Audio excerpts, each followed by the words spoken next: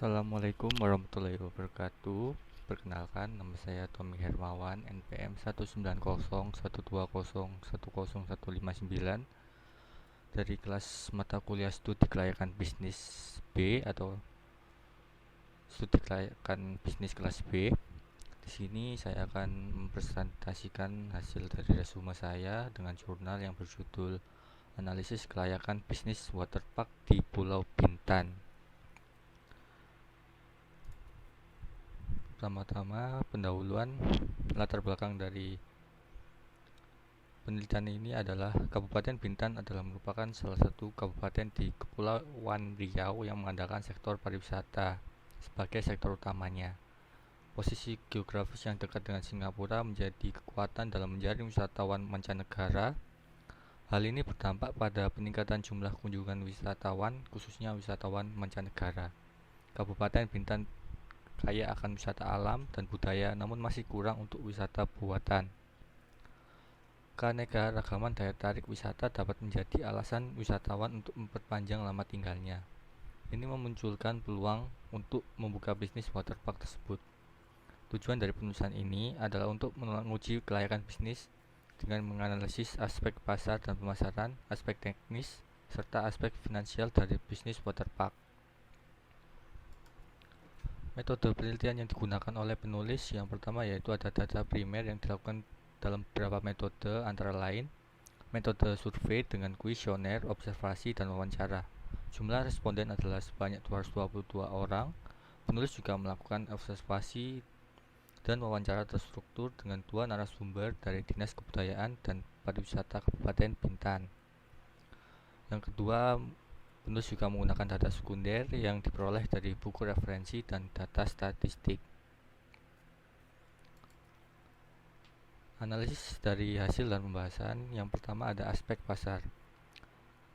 Di sini ditemukan bahwa dari analisis pesaing menunjukkan bahwa belum terdapat pesaing yang bergerak pada bidang yang sama, yaitu waterpark. Oleh karena itu, bisnis waterpark ini memiliki peluang yang sangat besar dalam memaksimalkan penjualan, karena perusahaan waterpark pertama yang akan dibangun di Bintan Resorts atau di daerah Kabupaten Bintan. Yang kedua ada segmentasi pasar untuk rencana bisnis waterpark di Pulau Bintan. Secara geografis adalah masyarakat yang berdomisili di Kabupaten Bintan atau wisatawan yang berasal dari Tiongkok dan Singapura.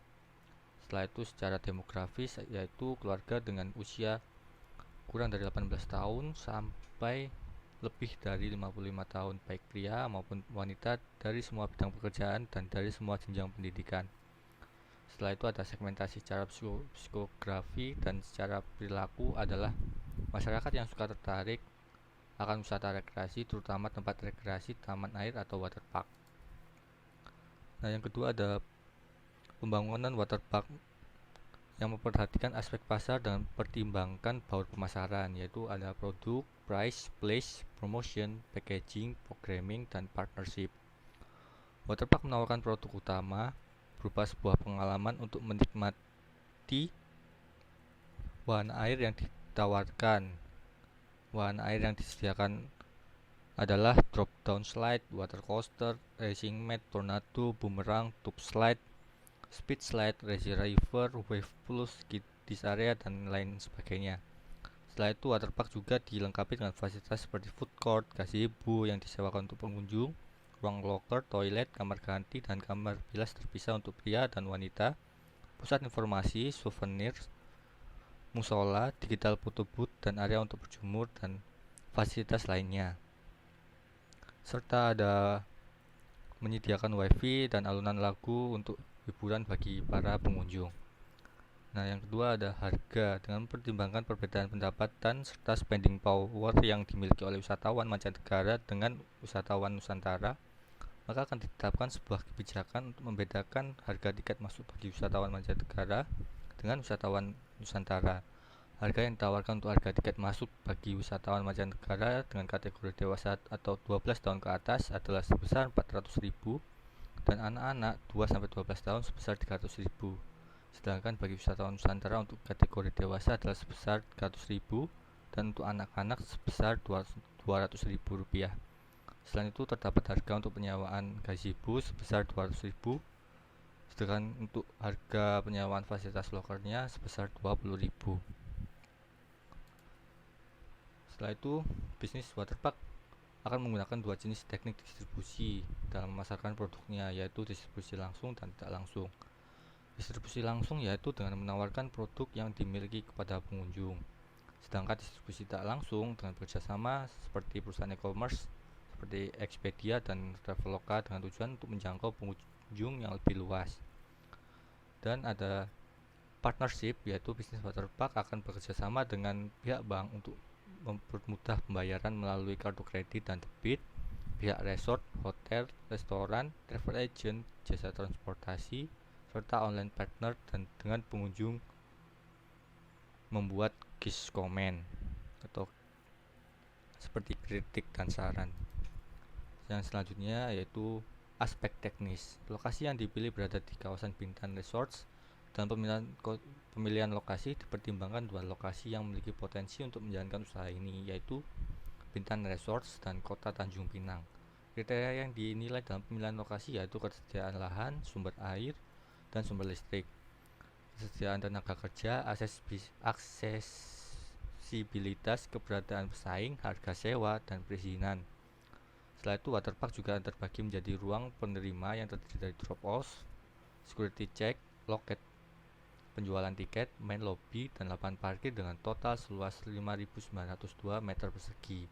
Kemudian ruang kegiatan wisata yang terdiri dari wahana, pemain taman air, information booth, kamar bilas, kamar ganti, toilet, dan ruang loker, serta musola, first aid room, food court, sumbating deck, gazebo area, pool bar, food and beverage stall, digital photo booth, lifeguard post, souvenir shop, ruang istirahat, dan loker karyawan, serta rumah genset yang dengan total luas 25.440 meter persegi dan ruang kantor sebesar 245 meter persegi.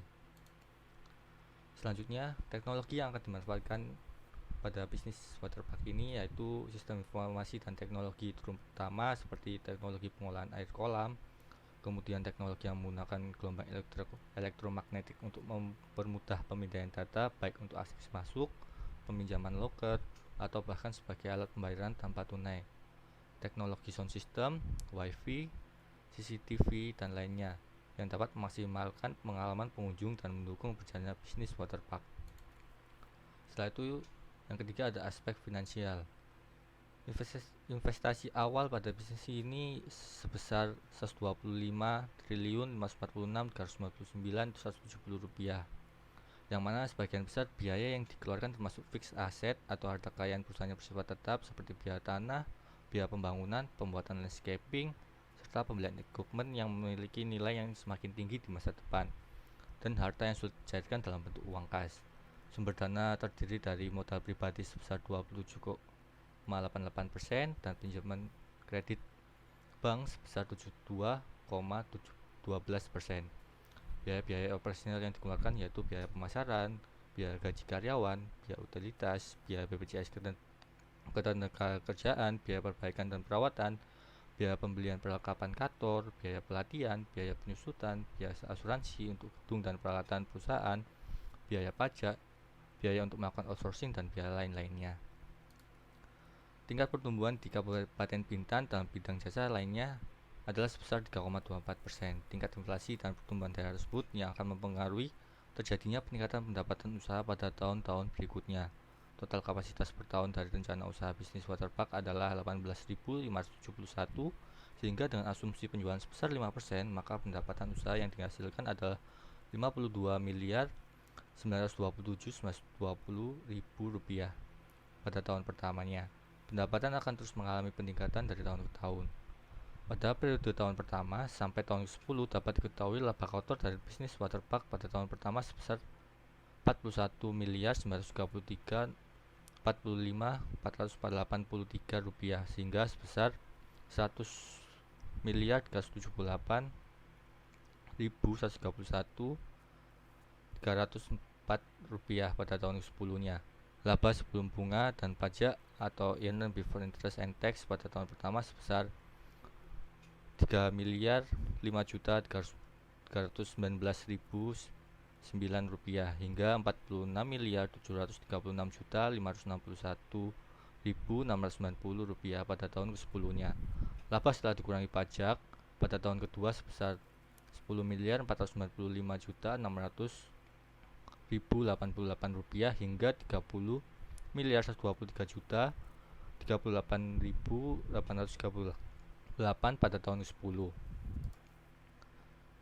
Kas masuk pada tahun pertama meliputi total penjualan sebesar Rp50.927.920.000 dan kas keluar sebesar Rp50.398.058.058. Kas keluar terdiri dari harga pokok penjualan, biaya operasional sehari-hari, pajak, dan beban bunga pinjaman modal.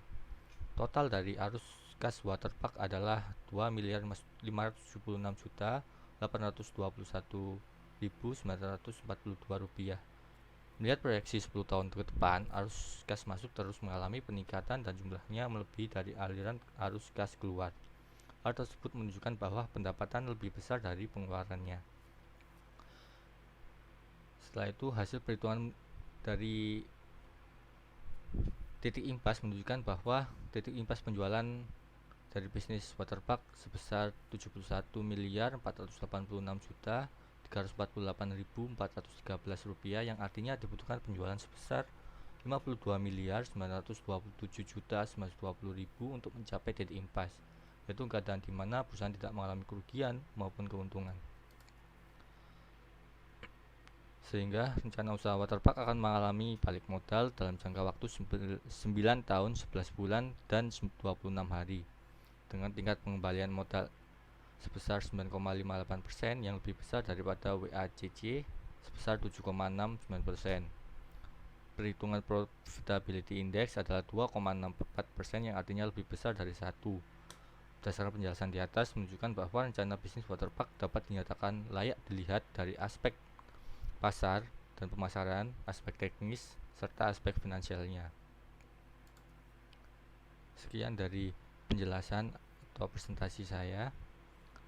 Mohon maaf apabila ada kurang maupun penjelasan yang masih kurang jelas, dan terima kasih atas perhatiannya. Wassalamualaikum warahmatullahi wabarakatuh.